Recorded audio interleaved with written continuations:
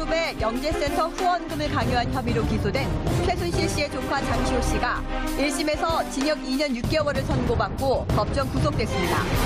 같은 혐의를 받는 김종 전 문화체육관광부 차관의 경우 징역 3년이 선고됐습니다. 앞서 검찰은 장 씨에게 징역 1년 6개월, 김 전 차관에게 징역 3년 6개월을 구형한 바 있습니다. 법원은 장 씨가 수사와 재판에 협조한 점이 있지만 관련 혐의로 장 씨가 가장 큰 이익을 갖다는 점을 고려했다고 밝혔습니다. 특검 도움이 장시호 씨의 1심 판결 배경과 박 전 대통령 최순실 재판에 미칠 영향에 대해 알아봅니다.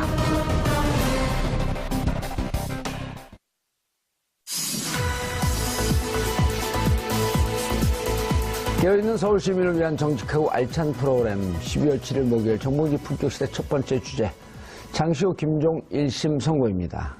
이 문제와 관련해 전문가 두 분 모시고 말씀 나눠보도록 하겠습니다.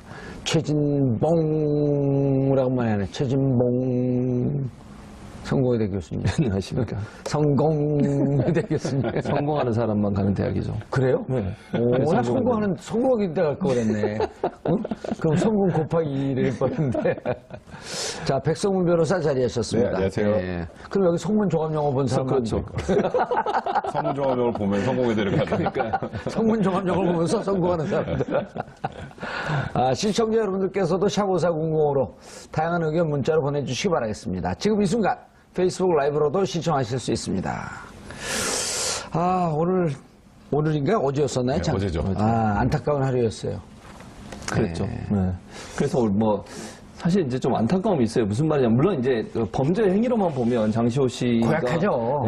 받은 형량이 그렇게 높다고 볼 수는 없지만 이제 우려되는 건 이런 거죠. 검찰이 일정 부분 피의자로 소환된 피고나 피의자가 와서 내부 고발이라고 할 수 있는 거 아니겠습니까? 범죄의 실체에 대해서 얘기해주고 또 다른 사람의 범죄 행위까지도 증거를 제출하면서 도와주는 역할을 했는데 우리가 소위 이제 플리바게닝이라고 하는데 우리 법에는 그게 플리바게닝이라는 개념이 없기 때문에 사실은 법관이 판단을 내린 것 자체는 문제가 없다고 봅니다. 저는. 그러나 이제 앞으로 피의자들이 그런 상황에서 그럼 과연 검찰을 적극적으로 도울 거냐 하는 우려가 좀 있다는 거죠. 그러니까 재판부 입장에서야 검찰의 입장을 충분히 고려하지 않고 법에 의해서 형량을 정했다고 한다면 할 말은 없지만 그럼에도 불구하고 앞으로 이제 농단 관련 검찰 조사를 할 때 검찰에서 이런 형태로 예를 들면 플리바게닝 형식의 어떤 형태의 도움을 줬을 때 이익을 줄 수 있는 뭔가 좀 감형을 해줄 수 있는 그런 키가 있으면 카드가 있으면 아무래도 조사가 좀 더 잘 이루어질 가능성이 있는데 그런 부분에 있어서 이제 앞으로 좀 조사가 어려워지지 않을까 하는 우려는 있습니다. 근데 이제 지금 말씀하셨는데 백 변호사님, 네. 플리바게닝이라고 하는 게 어찌 보면 우리가 보면 그거 좀 야비하고 비열한 짓 아니냐. 그런데 근데 그 내면의 그 속성은 잘못한 사람이 반성을 하면서 검찰 수사에 자기 죄를 인정하고 수사에 협조하겠다 이런 뜻이 아닌가요? 그러니까 이게 플리바게닝 하는데 정확하게 그 뜻이 뭐냐면요. 기소하기 전에 이 죄를 스스로 뉘우치고 수사에 협조하는 경우에 형량을 조정해주는 제도예요. 그러니까 쉽게 말하면. 그러니까 플리가 초원 이런 뜻 아닌가요, 원래? 그렇죠. 그런데 우리나라는 말씀하셨던 것처럼 공식적으로 플리바게닝이라는 제도는 없는데 이제 수사기관 입장에서 한번 생각을 해보죠. 이게 예를 들어서 마약 사건 한번 생각해보세요. 마약 사건은 혼자 잘 안 해요. 그러니까 내가 마약을 투약을 하려면 나한테 판 사람도 있어야 되고 유통망도 있어야 되고 보통 혼자 한다니까 같이 한 사람들, 같이 하는 패거리들이 있단 말이에요. 근데 한 명을 잡았어요. 한 명을 잡았는데 정말 엄격하게 플리바게닝도 전혀 없이 그냥 원칙대로 죄를 물으면 이 사람이 굳이 윗선을 불 이유가 하나도 없어요. 그렇죠. 뭔가 본인한테 이익이 돼야 자기랑 같이 한 사람, 공급해준 사람, 그 다음에 이걸 유통하는 사람들을 불잖아요. 이제 그래서 수사의 편의상 우리나라도 일정 부분에 한해서는 플리바게닝을 도입해야 되는 게 아니냐는 얘기가 많이 있었어요. 왜냐하면 이론적으로 보면 죄를 진 사람 그에 합당한 처벌하는 건 맞는데 그렇게 해서 한 명을 처벌하는 것보다는 많은 사람들을 처벌할 수 있게 사회를 정화하는 데 도움이 된다면 긍정적인 역할을 감안해서 일정 범죄는 도입할 필요가 있다는 얘기가 나왔는데 이번 사건 같은 경우에는요. 사실 아까 말씀하셨던 것처럼 1년 6개월을 구형했다라는 건 그러니까 쉽게 말해 특검에서 풀어주세요. 그 의미예요, 그냥 말 그대로. 원래 구형을 무척 낮춘 거죠, 지금? 그러니까 이게 원래 사실 장시호 씨 혐의는 뭐예요, 혐의가 이제 삼성이나 JK 등 압박해서 한 후원금 18억 원 정도 받아낸 거, 국고보조금 7억 횡령하고 또 영재센터 자금 3억 횡령한 거. 대충 사이즈 나오지 않습니까? 이 정도면 10억 행위. 최소 구형이 5년에서 7년 정도는 되는 게 맞아요. 그런데 일단 특검 입장에서는 어쨌건 여러 가지로 수사에 협조를 했고 국정농단 실체를 밝히는 데 도움을 줬으니까 재판부에 그냥 집행유예 해주세요. 왜냐하면 구속기간도 연장 안 했잖아요. 다 지금 들어가 있는데 장시호 씨는 안 했잖아요. 이제 그런 시그널을 줬으나 재판부는 그래도 안 돼 이렇게 판단한 겁니다. 그렇죠. 재판부도 이러한 그 횡령죄에 대한 판례가 있을 거 아니에요. 그렇죠. 판례를 깨면서까지 검찰은 물론 수사 열심히 했고 수사협조에서 국정농단의 실체를 밝혀내는 데는 긍정적인 역할을 했지만 재판부는 원래는 이거보다 훨씬 중형을 선고해야 되는데 예. 지금 말씀하셨던 것처럼 수사에도 협조하고 자백하고 했던 여러 가지 양형 요소를 감안해서 2년 6개월을 선고한 거니까 검찰과 재판부가 바라보는 온도차가 분명히 있었던 거고요. 예. 사실 재판부 입장에서도 고민을 좀 했을 거예요. 검찰이 구형한 거 사실 쉽게 말해서 올려친다 그러잖아요. 예. 올려치는 경우가 그렇게 흔하진 않습니다. 저희는 특검이 이렇게까지 시그널을 보냈으면 그래도 재판부 알았어 하고 들어줄 거라고 생각했으나 말씀하셨던 것처럼 재판부에서 제일 중요했던 게 이거예요. 장시호 씨가 법정에서 이런 얘기하거든요. 이 지금 3억 횡령하고 국고보증 7억 횡령한 거 최순실에게 준 게 아니에요. 이거 장시호 씨가 꿀꺽한 거란 말이에요. 그러면 토해내야 되잖아요. 그건 나중에 이제 뭐 또 다른 문제들이 있겠지만 그렇게 본인이 다 이득을 취한 것을 고려할 때 가장 이익을 많이 본 사람 중에 하나를 집행유예로 풀어준다? 그거는 재판부가 받아들이기 어렵다 이런 판단을 한 겁니다. 만약에 네. 사정변경 즉 3억 7억 한 거 그 횡령했는데 무척 깊게 뉘우칩니다. 그리고 그 횡령한 돈이 어쨌든 3억은 국고죠. 영재센터 자금 3억. 그럼 총 뭐 10억이 네. 어바웃 다 국고네요. 네, 그렇죠. 그러면 이 부분에 대해서 내가 국고이기 때문에 다시 그 회사 영재센터에 환수하겠다. 그리고 실질적으로 환수했다면 그거는 수사기관에서 그랬다면 그게 고려가 되지만 이건 1심 선고가 나서 법정 구속이 된 거기 때문에 법정 구속됐는데 이거 갚는다고 해서 보석으로 풀어주진 않습니다. 20에서 영향. 2심에서 그럼 영향이 있을 수 있죠. 당연히. 이제 그런 부분도 고려가 돼야 될 겁니다. 예측 그 1년 6개월 구형했을 때 예측 못 하셨잖아요. 다 대부분 집행유예로 예측을 그랬었죠. 1년 6개월 정도 되면 대부분 이제 구형하는 것보다 좀 낮게 판결을 내리지 않습니까? 그렇게 되면 보통 한 3분의 2나 반. 그렇죠. 그 정도 내기 때문에 다 집행유예가 나올 거라 생각을 했죠. 장시호 씨도 사실 근데 어제 뭐 이렇게 출두하는 모습을 보면 본인도 집에 돌아갈 걸 생각하고 아마 출두한 게 아닌가 하는 생각이 들 정도로 뭐 옷차림이나 이런 것들을 보면 그리고 또 본인이 그렇게 얘기했지 않습니까? 머리가 하얘졌다. 판결을 받는 순간 그만큼 충격을 받았다는 거 아니겠습니까? 애 데리러 가야 되는데. 그렇죠. 또 뭐 마지막 증언할 때도 진술할 때 그런 얘기 했잖아요. 자, 얘가 지금 기다리고 있어 데리러 가야 되는데 나를 좀 구속만은 면하게 해달라. 이 얘기는 결국 아이한테도 내가 데리러 가겠다고 약속해놓고 왔다는 거 아니겠어요?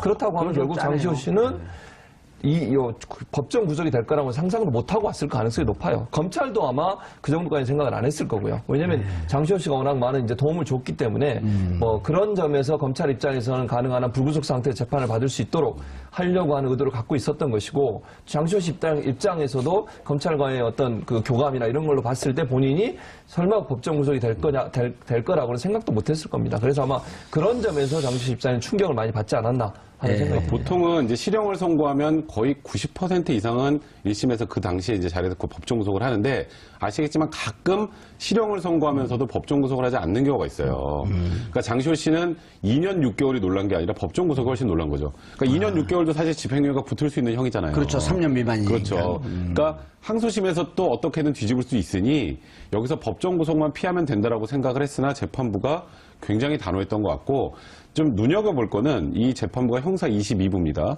김세현 부장인데요. 김세현 부장이 맡고 있는 재판이 현재 박근혜 최순실 재판이에요. 그 재판의 재판부가 이런 판단을 했다라는 건 이 재판부가 사실 굉장히 피고인에게 잘해주는 재판부입니다. 그 의미가 뭐냐면 피고인이 원하는 거 다 들어주고 해달라는 것 뭐 증거 신청하면 다 들어주고 다 받아주는데 선고할 때는 굉장히 엄격하게 한다고 좀 유명한 재판부예요. 그리고 굉장히 재판을 잘하는 걸로 알려져 있고 그렇죠. 그러면 이번에 장시호의 1심 선고를 딱 보면 이거는 엄벌주의입니다. 그러니까 말 그대로 국정농단은 도저히 우리 국민들이 받아들일 수 없는 수준의 범죄다라고 판단을 하고 있는 거예요. 이번에 장시호 씨 판결문에 보면 최순실, 박근혜와 공모하여라는 거 많이 나와요. 그러면 아주 간단하게 이 같은 재판부가 22 재판, 이 판결을 하면서 박근혜 최순실 판결할 때 이거 인용 안 하겠어요? 똑같이 인용하는 거예요, 이거는. 그러니까 이거는 박근혜 최순실 이제 그 두 피고인에게도 엄청나게 충격적인 어제 결과인 거예요. 그러니까 쉽게 말해서 장시호 씨 혼자 충격을 받을 게 아니라 지금 나비 효과로 이 두 명도 굉장히 충격을 받을 수밖에 없는 어제 선거 결과로 봐야 될 것 같습니다. 아니, 장시호 씨 부분에 대해서는 우리가 이제 온정주의로 가면 안 되지만 좀 안타깝긴 했었는데 네. 박근혜 최순실 두 재판에 아주 그 엄벌주의적 영향을 미칠 것이다. 예. 이렇게 하니까 조금 마음이 위안이 되네요. 그러니까 김세윤 부장판사가 김세연. 원래 김세윤, 김세연, 네, 김세연. 김세연. 헷갈리네요, 갑자기 이름이. 연이나 어쨌든 네. 끝자리는 알아봐 주시고요. 어쨌든 그 김 판사님이 별명이 있대요. 별명 유치원 교사. 오. 특이하지 않습니까? 근데 장시호 그 그러니까 뭐 유치원 무슨 애들 말이냐면 나가야 되는데. 백 변호사 아까 얘기했지만 유치원 교사라는 말은 뭐냐면 재판 진행 과정에서 너무너무 너그러운 거예요. 진행 과정에 있어서는 뭐 증언했죠, 뭐 증거 채택해달라면 채택해주고 증인 채택해달라면 채택해주고 다 하는 거죠. 그러니까 충분히 피고인이 자기가 할 수 있는 모든 걸 할 수 있으면 가능한 한 다 들어주는 거예요. 지금 보세요, 박근혜 전 대통령 재판이나 최순실 재판에서도 그들이 요구하는 거 거의 다 들어줬습니다. 예. 증인 막 재판을 지연시키려고 증인 막 증가시키고 막 이랬을 때도 다 들어줬잖아요. 그런데 이분이 갖고 있는 특성이 뭐냐면 판결에서는 엄격하다는 거예요. 김세윤이네요. 김세윤 맞죠? 김세윤 판사가 판결에서만은 아주 엄격하다고 소문이 나 있어요. 유치원 교사. 네, 그러니까 유치원 교사란 말은 이미지가 그만큼 유치원 교사는 아이들 말을 잘 들어주는 사람이잖아요. 그러나 아이들이 잘못하면 단호하게 처벌하는 거죠. 왜냐하면 여기서 잘못한 걸 용인하면 아이가 사회에 나갔을 때 그렇죠. 성인이 됐을 때 계속 똑같은 짓을 저지르니까. 그래서 김세윤 판사는 재판 과정에서는 정말 너그럽고 인자한 모습을 보이지만 마지막 판결에 있어서는 엄하게 법에 근거해서 판결을 하기 때문에 저도 백선임 변호사 말씀처럼 박근혜 최순실 두 사람에 대해서 엄한 판결을 할 거라고 저는 생각을 합니다. 느닷없이 궁금한 게 생겼어요. 유치원 교사라고 하는 이 별명은 확인된 건가요? 기사에서 읽었는데요. 아, 기사에서 읽었어요? 그럼 맞죠. 그러니까. 왜냐면 물어보시니까 제가 직접 알아보겠다는 것처럼 그렇게. 아니, 누군가 주위에 있는 사람이 또 이게 아니라고 얘기할 수 있죠. 긍정적인 의미고, 의미 있는, 그리고 재판을 잘한다는, 그리고, 주위 환경에 영향을 받지 않는 판사로도 저도 알고 있거든요. 맞습니다. 근데 유치원 교사를 월급 올려줘야 되는데. 그러니까 이게 아주 간단하게요. 박근혜 최순실의 재판을 진행하는 지금 우리나라 판사라면 당연히 법원에서 최고니까 하는 거예요. 에이스들이니까. 아니, 세기의 재판인데 이거를 그러면 재판할 때 평판 안 좋은 판사한테 맡깁니까? 그러니까 현재 우리나라에서 가장 재판을 잘한다라고 알려져 있는 분이 김세윤 부장이고요. 그리고 말씀하셨던 것처럼 그 유치원 교사라는 별명이 붙은 이유가 뭐냐면, 그러니까 피고인이 납득할 만하게 판단한다는 거예요. 그러니까 말 그대로 방어권 행사하는 거 할 수 있게 다 들어주고, 그래 어떤 주장을 하는지 다 들어보고, 그러니까 하나도 말을 끊질 않아요. 김세윤 부장은. 그래서 피고인들이 재판을 하고 나면 굉장히 좀 속이 시원하다 그래야 되나? 그런 얘기들을 많이 한대요. 자기 하고 싶은 얘기 다 했다. 그런데 거기에 이제 객관적인 증거나 이런 걸 종합해서 판단할 때만큼은 굉장히 온정주에 휩싸이는 게 아니라 엄격하게 판단하는 걸로 유명합니다. 그러니까 이제 피고인 입장에서도 내 얘기도 들어주지 않고 저렇게 판단했으면 네. 억울할 텐데 네. 얘기는 다 들어주고 네, 그렇죠. 또 그 얘기한 것에 대해서 잘못된 부분은 잘못된 대로 다 논박을 하고 그렇죠. 그러니까 판결 자체가 굉장히 좀 피고인 입장에서도 설득력 있는 판단을 많이 하는 거고요. 근데 참 아이러니한 건 이렇게 아까 유치원 교사라고 소문이 나 있는 재판부의 재판을 거부하고 있는 박근혜 전 대통령이 또 이렇게 생각해보니까 참 황당하네요. 무서워지는데요? 호러물 같아요, 호러물. 아니, 근데 27분 이재용 재판부 누구였었죠, 그때? 그러니까 그 분 성함은 제가 잘 기억이 안 나요. 27분. 네, 그 분도 뭐 재판은 잘한 걸로 유명하시는 예. 분이에요. 그러니까 지금 현재 서울중앙에서 가장 소위 우리나라 부장 중에 형사부장 중에 에이스들만 현재 지금 이 재판에 지금 매달려 있는 거고요. 그러니까 지금 현재 그곳에서 나왔던 이재용 부회장 유죄 판단, 그리고 이번에 나온 장시호의 유죄 판단, 이 두 가지가 결합이 돼서 사실상 우리가 지금 뭐 유죄가 나올까 무죄가 나올까 뭐 최순실이나 박근혜 전 대통령에 대해서 그걸 문제 삼는 걱정하는 게 아니라 도대체 몇 년이나 나올까. 근데 이런 지금 현재 진행되는 과정을 보면 우리 예상보다 더 중하게 나올 수도 있다. 이런 느낌이 듭니다. 알겠습니다. 사실 근데 조금 올려친 거란 말이에요. 네. 올려친 거는 처음에 검찰의 구형에 나섰다라고 이렇게 메시지를 준 거 아닌가요? 그렇죠. 그런 의미라고 볼 수 있죠. 근데 사실은 법원도 판결문에 보면 많이 도와준 걸 인정한 부분이 있어요, 분명히. 그러니까 수사에 도움을 줬고 법원에서도 많은 증언들을 해준 것에 대해서 일정 부분 감형 요소가 있다라고 하는 부분을 얘기했고 그 말은 결국 뭐냐면 재판부 입장은 이보다 더 2년 6개월보다 더 많은 형을 사실은 판단하는 게 맞는데 그럼에도 뭐 줄여줬다는 의미 아니겠습니까? 그럼 결국 검찰은 그보다 더 적게 했기 때문에 그 부분에 있어서는 이제 법원에 있어도 뭐 이해는 하는 것 같아요. 검찰 입장에서 충분히 본인들이 조사하는 과정에 있어서 도움을 많이 받았고, 뭐 제2의 태블릿 PC도 받았고, 또 뭐 박근혜 전 대통령과 최순실이 통화했다는 대포폰 얘기도 다 들었고, 예. 그다음에 무슨 메모 같은 것도 다 얘기해줬지 않습니까? 그런 차원에서 본다고 하면 장시호가 국정농단 수사에 엄청난 도움을 줬죠. 그런 분이 검찰에서는 고마울 수밖에 없는 것이고, 그렇게 도움을 준 사람한테 일정 부분 그 도움을 받기 전에 검찰이 그렇게 얘기 안 했겠습니까? 우리가 적극적으로 수사에 도와주면 뭐 우리도 어쨌든 최선을 다해서 당신을 도와주겠다라고 얘기를 했을 가능성이 있다고 저는 봐요. 특검 입장에서도. 그러니까 특검이 상당히 좀 곤란한 상황이 된 거죠, 사실. 장시호 씨한테. 뭐 그렇다고 해서 특검이 법원을 상대로 해서 뭘 할 수 있는 상황은 아니지 않습니까? 법원은 법원 나름대로 판단하는 것이고. 그래서 김세현 부장판사 입장에서는 아무래도 그 본인이 갖고 있는 어떤 원칙 이걸 벗어나는 것에 대해서 상당히 좀 그러니까 뭐랄까 하지 않았다 이렇게 볼 수 있을 것 같고, 다만 아까도 말씀드렸지만 원래는 2년 6개월보다 더 많이 나올 수 있는 죄목으로 보면 그런 범죄임에도 불구하고 좀 줄여줬다고 하는 것은 김세현 부장판사도 일정 부분 장세호 씨의 검찰 도움 또 수사의 도움 법원에서의 도움을 인정한 게 아닌가 인정했다. 하는 생각이 근데 듭니다. 사실 이제 뭐 마약 수사나 지금 우리가 1년째 보고 있는 이 뭐 국정농단 사건, 이거 뭐 전형적인 권력형 비리 사건 아닙니까? 예. 이런 거는 제보자가 없으면 제대로 캘 수가 없어요. 맞아요. 제보자 없이 어떻게 캡니까 이거를? 이거 굉장히 그렇죠. 치밀하게 국정농단 이어지는 사건에 건데. 지금 전말이 파악이 되고 이런 게 지금 다 제보 아니에요. 그렇죠. 지금 그다음에 국정원 내에 국정원개혁위원회에서 갖고 온 것도 사실은 지금은 개혁위원회가 정권이 바뀌어서 만들어졌지만 그 전 같으면 그 안에 있는 자료를 누군가 제보를 해야만이 가능했던. 그렇죠. 거기다가 또 요즘에 있는 그 특활비 상납 논란도 다 제보예요. 이현수 기조실장 아니면 아무도 몰라요. 어떻게 알아요, 그거를? 그러니까 그렇기 때문에 권력형 비리나 이제 마약 수사처럼 정말 한 번에 일망타진하기 힘든 범죄들은 사실 플리바게닝 도입하는 게 맞아요. 그러니까 왜냐하면 그렇게 하지 않으면 사회 정의를 구현 자체를 못 하는데 개개인에 대한 정의를 세우는 것도 중요하지만 사회 전체의 정의를 세운다는 측면에서는 일정한 이런 특별한 이제 권력형 비리 사건이나 몇 가지 범죄 유형을 정해서 그런 경우에는 좀 플리바게닝을 도입을 해서 검찰이 원하는 대로, 특검이 원하는 대로 결론을 내주는 게 사실 사회정의에 더 부합하지 않을까 저는 개인적으로는 생각이 좀 듭니다. 그러니까 지금 미국도 프리바게닝을 하고 있고요. 프랑스나 영국도 하고 있고 일본도 내년 6월부터 도입을 해요. 프리바게닝을. 일본이 도입하기 전에 우리가 먼저 했어야 그러니까 되는데. 우리가 해야 되는데 먼저 자존심 일본한테 뒤지는 건 좀 많이 안 되지 않습니까? 다른 데는 몰라도 기분이 별로 안 좋습니다. 어쨌든 일본도 일본이 내년 함께 6월에 하시면 할까요? 아니요, 그래도 해야죠. 좀 더 빨리 하면 안 될까요? 예. 어쨌든 그래서 플리바게닝이라는 게 사실 뭐 수사의 비용도 줄일 수 있고요. 또 지금 백성문 변호사 말씀하신 것처럼 그 권력형 비리 같은 경우 내부 고발이나 아니면 본인이 알고 있는 모든 진실을 다 털어놓으면 일망타진할 수 있는 기회가 되지 않겠습니까? 또 국민들이 얼마나 본인이 예.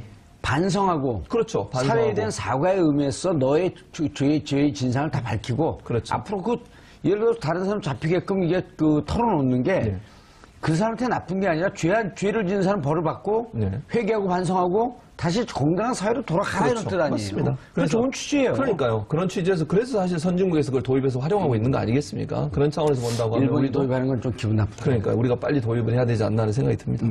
알겠습니다. 그런데 일각에서 네. 좀 저는 이게 좀 과도한 해석 같은데 검찰 구형보다 더 높게 나와서 특검이 모욕을 당했다. 뭐 정청래 전 의원이 그런 얘기를 하신 것 그래요? 같은데. 나 어디서 많이 이름을 본 사람인데 누군가. 많이 본 사람이죠. 많이 본 분이잖아요. 근데 이게 율사가 이랬으면 좀 실려가는데 또 여기서 그랬다니까. 사실 저는 플리바게닝을 도입하지 말자의 논의로 여기에서 진행을 하는 건 맞지만 이렇게 법원의 판단을 가지고 뭐 특검을 욕보였다라는 취지 정도. 그러니까 이게 가만 들어보면 결국 특검 수사를 법원이 요즘에 계속 방해하네? 이런 내용이잖아요. 사실 저도 정청래 의원이 어떤 의미로 이렇게 썼는지는 알겠습니다만 우리나라 법원의 판단을 일단 존중하고 신뢰하지 못하면 사회가 제대로 돌아갈 수가 없어요. 그러니까 최소한 법원의 판단에 관련해서는 존중한다. 하지만 이런 부분이 아쉽다 정도의 논평은 괜찮아도 이렇게 거의 그들의 뿌리는 이렇게 단단하다. 이게 마치 법원을 적폐로 보는 것 같은 그런 내용들이잖아요. 별로 중요하지 네, 않아요. 최근에 근데 이제 여당 의원들 우리 중심으로 작가들이 이상해, 저. 여당 의원들 중심으로 좀 뭐 이번에 김관진 국방부 장관 그 구속적분을 풀어준 그런 내용들과 관련해서 굉장히 강도 높게 비판을 하시는데 그 비판까지는 모르겠는데 그걸 넘어선 사실 제가 봐도 좀 거북할 정도 수준 그런 부분들은 이제 여당 의원들께서 조금 자제해 주실 필요가 있지 않나 생각 드네요. 여당 전 의원. 이분은 전 의원, 현 의원들도 그러잖아요. 현 의원들도. 박범계 의원도. 네, 박범계 의원도 그런데, 아니, 물론 그 신광열. 네. 그 형사수석 부장판사의 구속적 부심은 이상해요. 그러나 그럼에도 불구하고 법원이 그거에 대해서 또 김동진 부장판사가 문제제기를 했잖아요. 네, 그렇죠. 그렇게 하면서 좀 건강하게 자리를 잡아나가는 과정이지. 바깥에서 할 건 아닌 것 같아요. 사실 아니, 저도 칼럼을 써서 그 구속적 부심이 도저히 이해가 안 된다라는 취지로 칼럼을 한번 쓴 적이 있었는데 그래도 어쨌든 이해는 가잖아요. 이해가 지금도 안 돼요, 사실. 저는 아니, 지금 올해는 가잖아요. 이해. 그럼에도 불구하고 법원에서 그 판단한 것을 뒤집을 수가 없는 이상 일단은 받아들여야 되는 거죠. 그럼요. 그리고 다만 이제 그런 건 나중에 한번 좀 그 구속 적부심의 원칙과 기준을 좀 정확하게 만들어야 될 필요가 있을 것 같아요. 그렇습니다. 김명수 대법원장이. 네, 그렇습니다. 자, 그런데 이제 또 같은 혐의로 재판에 넘겨진 김종. 김종 이분이 이제, 이른바 그 문체부, 네. 문체부 국정농단 마이다스의 손 아니에요? 그렇죠. 마이다스의 손이죠. 스포츠 마케팅의 황제. 그렇죠. 예. 그래서 온갖 나쁜 짓을 많이 했죠. 차은택의 사수. 그렇죠. 예. 그리고 최순실의 수적 역할을 했었죠. 최순실의 수적. 네. 최순실이 부르면 온다잖아요. 길거리에서 만나고 뭐 문 열고 잠깐 얘기하고 가고 뭐 길거리에서. 벨이잖아요, 정도. 별명이 벨. 벨. 종 아니에요, 종. 부르면 온다고. 김종. 부르면 흔들면 온다고. 딸랑딸랑. 근데 이제 종이 여러 가지 의미가 있어요. 이렇게 종이라고, 이건 개네. 종이라고 하는 네. 그 서번트 의미도 있고. 네, 그런 의미도 벨이라고 있죠. 하는 벨이라고 의미도 있고. 있고. 맞습니다. 근데 이제 이번에 삼성그룹 후원 강요 사건을 무죄로 내렸는데, 이거 무죄로 내렸다, 그러니까 이런 거죠. 김종 전 차관이 직접적으로 거기 개입하지 않고 관여하지 않았다. 라고 하는 것이 이제 재판부의 판단인데, 재밌는 건 재판부가 뭐라고 얘기했냐면, 삼성이 돈을 준 것은 박근혜 전 대통령과 이재용 부회장의 독대로 인한 거다.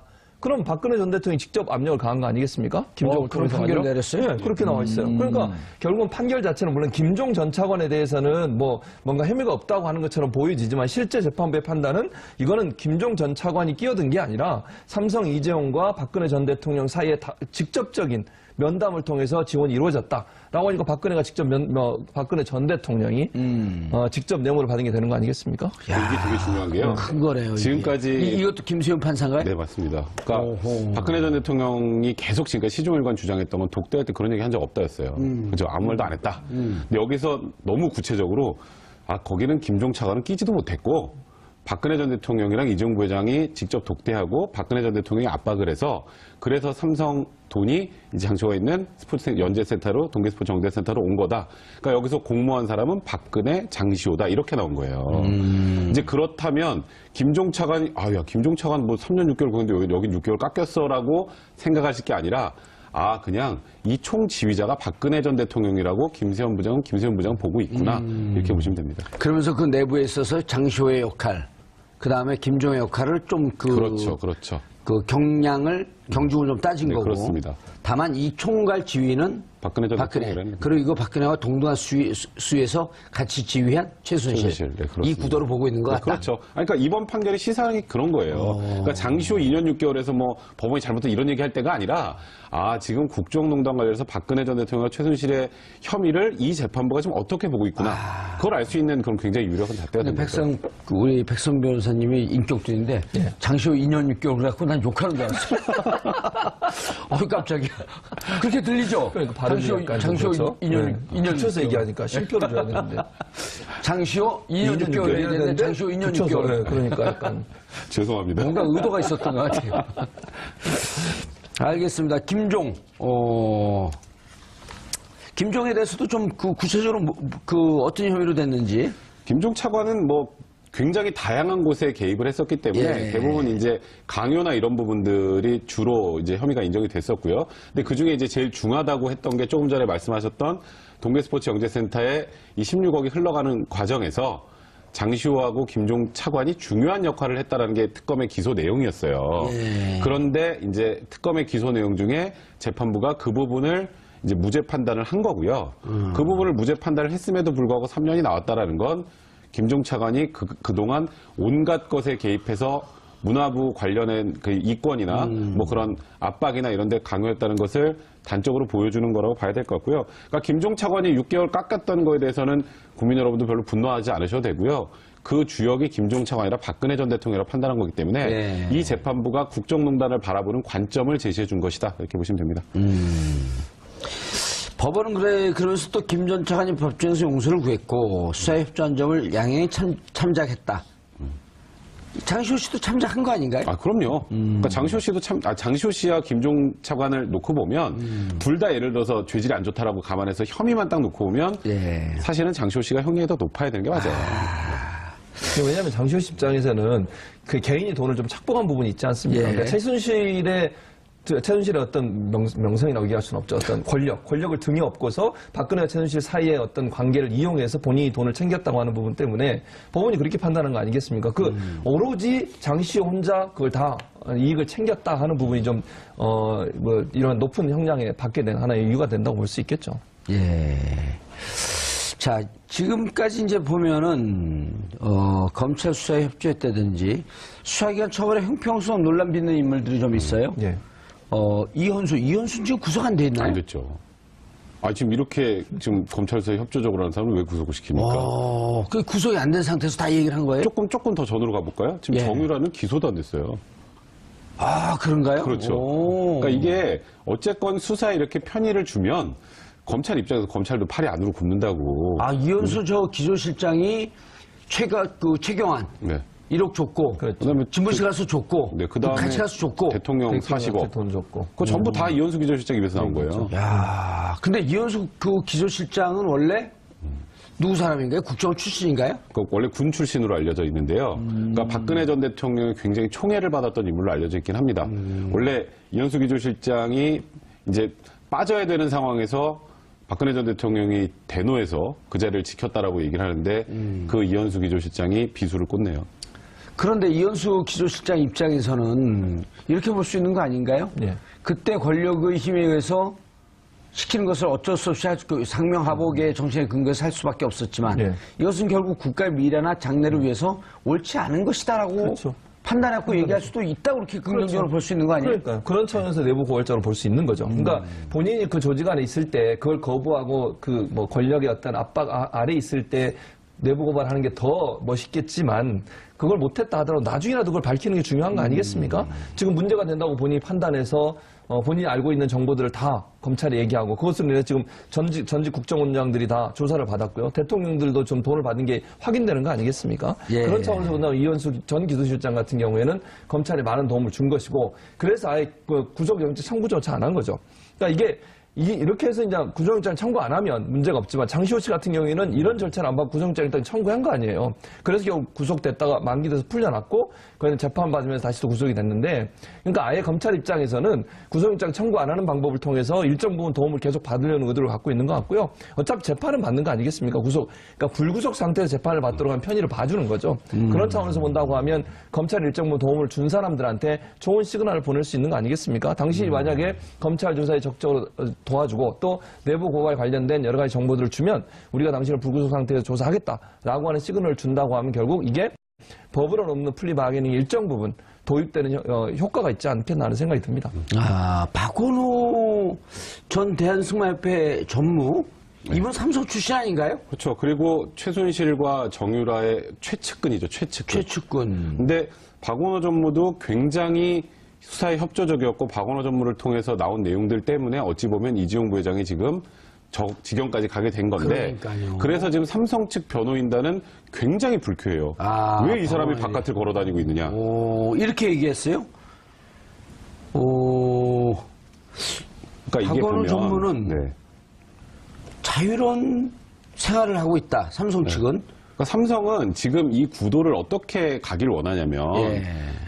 기업은 피해자다 쪽으로 가고 싶어요. 팔바가지 비틀어갖고 돈 뜯어냈고. 그러니까 헌법재판소에서도 기업은 피해자라는 취지로 탄핵 결정할 때 들어가지 않았느냐 얘기도 삼성 측 변호인단이 소극적 하는데 내부자는 표현을 썼어요. 네, 근데 이번에 또 일단 김수현 부장의 그 생각은 박근혜 전 대통령과 그러니까 이재용 부회장의 독대 그 자리에 강요가 있었는지 없었는지는 밝히지 않았고 거기서 삼성을 통해서 박근혜 전 대통령 요청해서 돈이 왔다는 얘기를 한 걸 보면 김세훈 부장도 사실 삼성을 피해자로 보고 있는 것 같지는 않아요. 그러니까 삼성을 피해자로 보는 순간 여러 명이 행복해집니다. 좀 이런 표현하기 이거는 약간 역설적인데 이재용 부회장은 강요의 피해자면 저기 들어가 있을 이유 없잖아요. 그렇죠. 그죠? 그리고 박근혜 전 대통령이나 최순실 씨 입장에서도 뭔가 대가성 있는 뇌물이 아니라 강요면 형량이 훨씬 떨어져요. 근데 그 모두가 원해도 이 지금 현재 삼성이 저번 정권으로부터 받은 혜택들을 종합해 볼 때, 그 합병 문제나 여러 가지 있지 않습니까? 예. 그 뭐 기업 경영권 승계 과정에 이제 어쨌건 정부가 도와준 것 그런 걸 종합해 볼 때는 삼성 측 변호인단들의 생각과 달리 지금 현재 재판부는 피해자는 무슨 피해자야 이렇게 생각하는 것 같아요. 야, 박원호 전무는 진짜 이 승마협회, 그리고 삼성이 승마협회를 통해서 승마협회를 2014년에 승마협회를 맡아주십시오. 네, 그렇죠. 그 9월 15일에요. 네. 이재용 부회장 만나고. 네. 그래갖고 이제 그 다음에 삼성 출신 회장을 두고. 네. 근데 이제 그 그때부터 이제 박원호 전무가 같이 들어가 활동을 하는 거 아니에요? 네, 맞습니다. 그러면은 정유라에게 지원하는 삼성이 지원했던 모든 과정의 전모를 알고 다 있죠. 알고 있는 그럼요. 핵심 중에 핵심인데 그렇죠. 이분이 검찰에서 다 얘기를 한 거예요? 그렇죠. 그러니까 검찰이 삼성 이재용 부회장을 뒤늦게 알았어도 박수를 좀 보내줘야죠. 예. 그러니까 이재용 부회장을 기소하고 이재용 부회장을 구속할 수 있었던 힘이 바로 박원호 전 전무의 도움이 있었던 거죠. 왜냐하면 승마협회 전무로 있으면서 삼성과 최순실의 커넥션, 정유라 커넥션을 다 알고 있었고 그 모든 사실을 특검에다 털어놓은 거예요. 삼성에서 돈 지원하는 과정도 다 알고 있어요. 예, 어떻게 돈을 보냈으며 얼마를 보냈으며 말도 정유라를 위해서만 사줬다 이런 얘기까지도 박원호 전 정부 말세탁도 이쪽에서 나온 거예요. 그렇죠. 얘기했어요. 예. 그러니까 검찰이 그러니까 특검 입장에서는 박원호 전 전무가 주는 정보가 사실 이재용 전 부회장을 기소하고 또 재판에 넘기는데 중요한 요소로 작용했다고 볼 수 있겠죠. 그런데 이 문제 제기를 하면서 삼성 측은 장시호, 김종 전 차관의 선고에도 신경을 이제 바짝 곤두세울 수밖에 없는 거 아니에요? 그렇죠. 그래서 여기서 이제 공모라고 하는 과정이 이미 판결문에 나오고 있다는 거 아니에요? 그렇죠. 그러니까 지금 이번 사실 장시호의 2년 6개월 실형 때문에 다른 게 다 묻혔을 뿐이지 이게 더 의미가 중요한 건 그러네요. 장시호가 법정 구속이 됐다 뭐 검찰이 얘기한 거를 법원이 들어오지 않았다 이거는 지금 완전 사실 이 사안에서 아주 곁다리에 불과한 거고요. 판결문 유심히 보면 지금 이 국정농단을 형사 22부에서 어떻게 바라보는지를 단적으로 알려주는 거예요. 그래서 지금 삼성 측도 이게 뭔가 삼성과 관련된 부분이 나온 거기 때문에 불심히 봤는데 보니까 박 전 대통령과 이재용 부회장의 독대 과정에서 나온 얘기다라는 얘기가 판결문에 들어가 있잖아요. 그럼 지금 현재 삼성이 주장하고 있는 피해자로 일단 어떻게든 이 재판을 끌고 가려고 하는 노력이 일단은 형사 22부에서는 그렇게 보고 있지 않다라는 거고. 일단 그게 암초에 부딪혔다 이렇게 볼 수 있겠죠. 그렇죠. 그리고 박근혜 전 대통령과 최순실 씨에게는 장시호의 이 판결문은 치명적이에요. 그러니까 우리가 자꾸 아이고 장시호 본인들한테 저렇게 치명적이고. 장시호는 저기 집에 가서 애 데려다 줄 줄 알고 저렇게 왔는데 법정 구속한 거 너무에만 볼 게 아니라 그 이면을 좀 볼 필요가 있는 겁니다. 아니 그러니까 이제 이렇게 되네. 앞으로 이제 재판의 순서가 네. 박근혜 1심 재판 있고 그 뒤 이어서 이재용 부회장의 항소심. 항소심이 있을 수 있고. 근데 박근혜 전 대통령의 1심 재판에서 뇌물 공여, 뇌물 수수자의 관계가 인정이 되게 되면 그게 또 바로 이재용 항소심에 영향을 미칠 그러니까 이게 거고. 일단은 1월 달에 이제 최순실 선고가 날 겁니다. 예. 1월 달에. 이제 그때 보면은 박근혜 전 대통령 형이 어떻게 나올지 딱 알아요. 이것도 22부죠. 어찌 보면 쌍둥이 재판이기 때문에. 그럼 최순실과 박근혜 전 대통령은 거의 모든 혐의가 공모관계잖아요.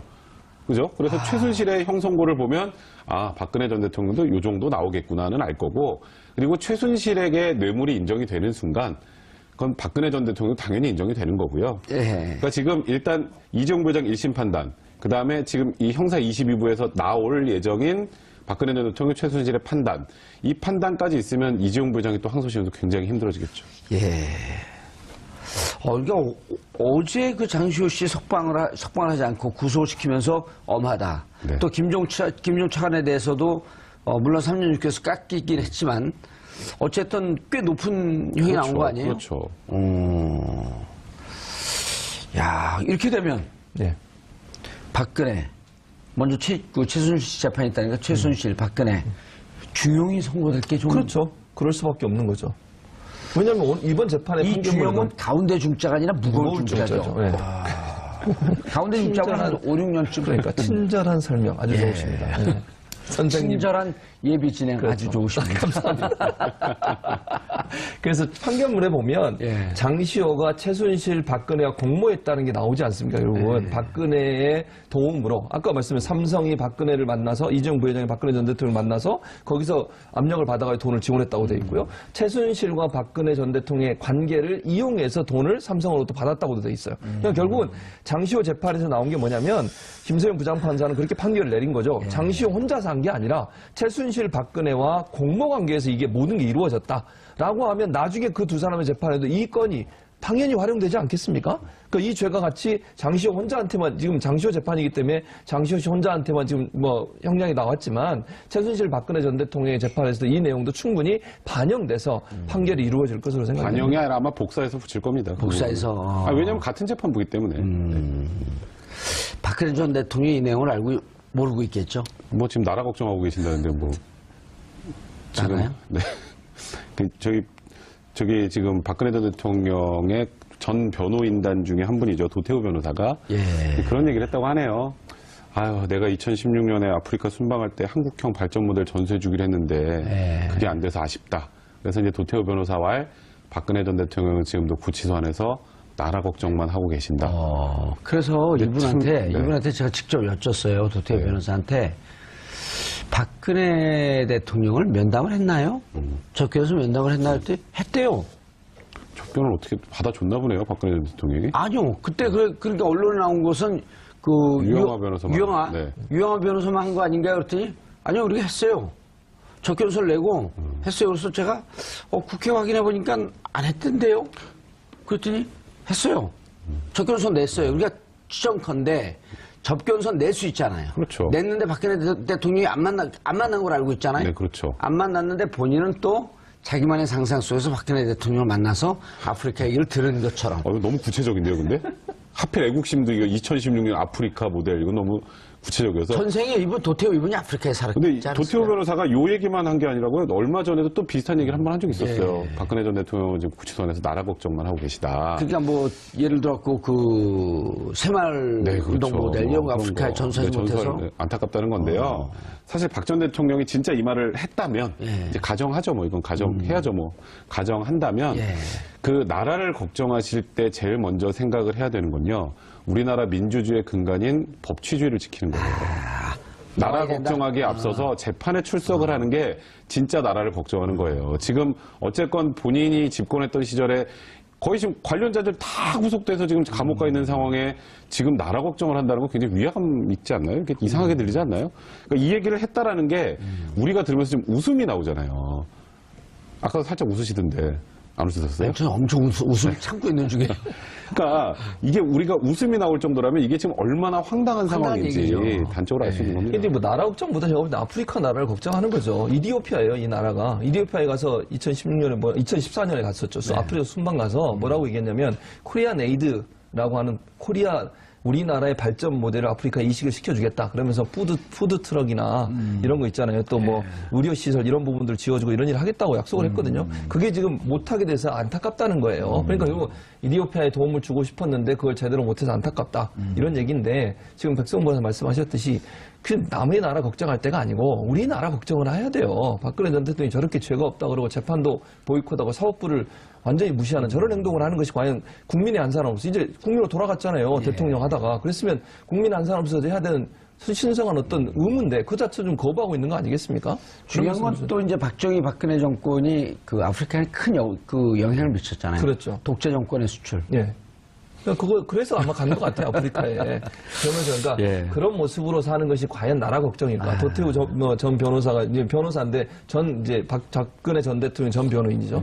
그런 얘기를, 사임했으니까. 그런 얘기를 하는 게 무슨 도움이 되겠어요? 전 지지자한테 보낸 메시지 같아요. 그럴 수 있죠, 맞아요. 알겠습니다. 두 분, 장시호, 김종 전 차관에 대한 판결 말씀 감사합니다. 인사하시고요. 예.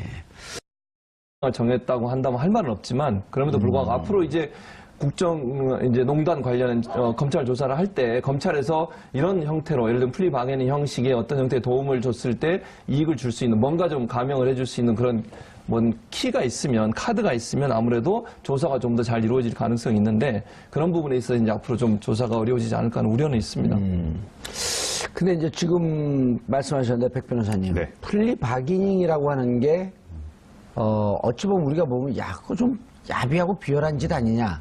그런데 근데 그 내면의 그 속성은 잘못한 사람이 반성을 하면서 검찰 수사에 자기 죄를 인정하고 수사에 협조하겠다 이런 뜻이 아닌가요? 그러니까 이게 플리바게닝 하는데 정확하게 그 뜻이 예. 뭐냐면요. 기소하기 전에 이 죄를 스스로 뉘우치고 수사에 협조하는 경우에 형량을 조정해주는 제도예요. 그러니까 쉽게 말하면. 그러니까 기소 플리가 전입니다. 초원 이런 뜻 아닌가요, 원래? 그렇죠. 예. 근데 우리나라는 말씀하셨던 것처럼 공식적으로 플리바게닝이라는 제도는 없는데 없죠. 이제 수사기관 입장에서 한번 생각을 해보죠. 이게 예를 들어서 마약 사건 한번 생각해보세요. 마약 사건은 혼자 잘 안 해요. 일단 마약은 내가 마약을 투약을 하려면 나한테 판 사람도 있어야 되고 유통망도 있어야 되고 보통 혼자 안 나니까 같이 한 사람들, 같이 하는 패거리들이 있단 말이에요. 근데 한 명을 잡았어요. 한 명을 잡았는데 정말 엄격하게 플리바게닝도 전혀 없이 그냥 원칙대로 죄를 물으면 이 사람이 굳이 윗선을 불 이유가 하나도 없어요. 그렇죠. 뭔가 본인한테 이익이 돼야 자기랑 같이 한 사람, 공급해준 사람, 그 다음에 이걸 유통하는 사람들을 불잖아요.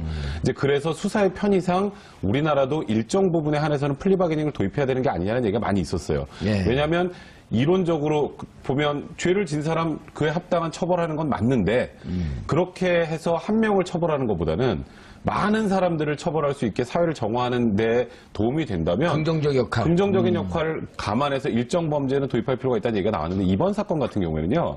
사실 아까 말씀하셨던 것처럼 1년 6개월을 구형했다라는 건 그러니까 쉽게 말해 특검에서 풀어주세요. 그 의미예요. 그냥 말 그대로. 원래 구형을 무척 낮춘 거죠, 지금? 그러니까 이게 원래 사실 장시호 씨 혐의는 뭐예요, 혐의? 혐의가 이제 삼성이나 JK 등 압박해서 한 후원금 18억 원 정도 받아낸 거, 국고보조금 7억 횡령하고 또 영재센터 자금 3억 횡령한 거, 대충 사이즈 나오지 않습니까? 이 정도면 삼성그룹의 영재센터 후원금을 강요한 혐의로 기소된 최순실 씨의 조카 장시호 씨가 1심에서 징역 2년 6개월을 선고받고 법정 구속됐습니다. 같은 혐의를 받는 김종 전 문화체육관광부 차관의 경우 징역 3년이 선고됐습니다. 앞서 검찰은 장 씨에게 징역 1년 6개월, 김 전 차관에게 징역 3년 6개월을 구형한 바 있습니다. 법원은 장 씨가 수사와 재판에 협조한 점이 있지만 관련 혐의로 장 씨가 가장 큰 이익을 갖다는 점을 우려했다고 밝혔습니다. 특검 도움이 장시호 씨의 1심 판결 배경과 박 전 대통령 최순실 재판에 미칠 영향에 대해 알아봅니다.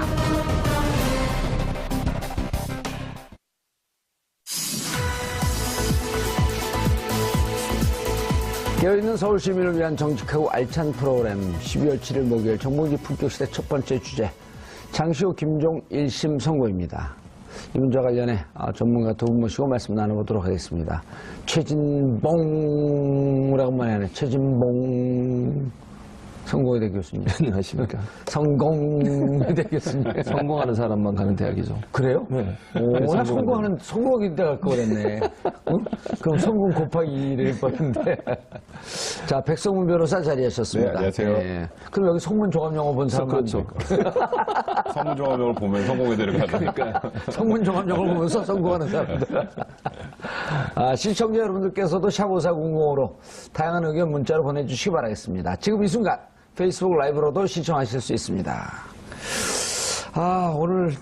오늘인가 어제였었나요? 네, 어제죠. 안타까운 하루였어요. 그랬죠. 네. 그래서 사실 이제 좀 안타까움이 있어요. 무슨 말이냐. 물론 이제 범죄 행위로만 보면 장시호 씨가 고약하죠. 네, 받은 형량이 그렇게 높다고 볼 수는 없지만 이제 우려되는 건 이런 거죠. 검찰이 일정 부분 피의자로 소환된 피고나 피의자가 와서 내부 고발이라고 할 수 있는 거 아니겠습니까? 범죄 실체에 대해서 얘기해주고 또 다른 사람의 범죄 행위까지도 증거를 제출하면서 도와주는 역할을 했는데 우리가 소위 이제 플리바게닝이라고 하는데 우리 법에는 그게 플리바게닝이라는 개념이 없기 때문에 사실은 법관이 판단을 내린 것 자체는 문제가 없다고 봅니다. 저는. 그러나 이제 앞으로 피의자들이 그런 상황에서 그럼 과연 검찰을 적극적으로 도울 거냐 하는 우려가 좀 있다는 거죠. 그러니까 재판부 입장에서야 검찰의 입장을 충분히 고려하지 않고 법에 의해서 형량 10억 행령 최소 구형이 5년에서 7년 정도는 되는 게 맞아요. 그런데 일단 특검 입장에서는 어쨌건 여러 가지로 수사 협조를 했고 국정농단 실체를 밝히는 데 도움을 줬으니까 재판부에 그냥 집행유예 해주세요. 왜냐하면 구속기간이 연장 안 했잖아요.